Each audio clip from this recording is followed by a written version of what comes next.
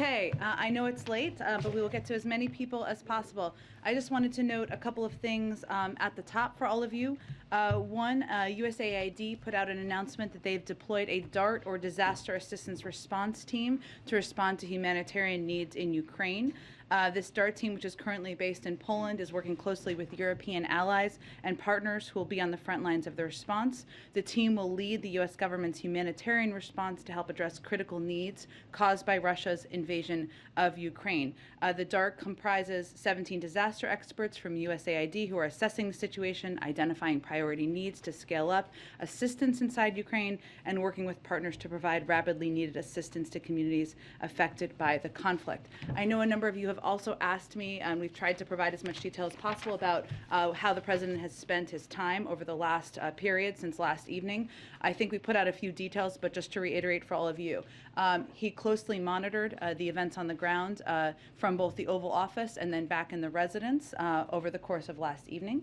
We put out a few details last night, including the fact that he spoke repeatedly with his national security advisor, Jake Sullivan. He also spoke with his U.S. UN ambassador, Linda Thomas-Greenfield, before she gave that powerful speech at the UN last night. He received a briefing from Secretary Austin, Chairman Milley, Secretary Blinken, and his national security advisor around 11 p.m. approximately last evening as well. And as you know, he also spoke with President Zelensky. He continued to monitor closely into the wee hours last night. This morning, as you all know, he met for just about an hour with his national security team, which included both a full table in the room and full members from the cabinet, from the national security team on the screen.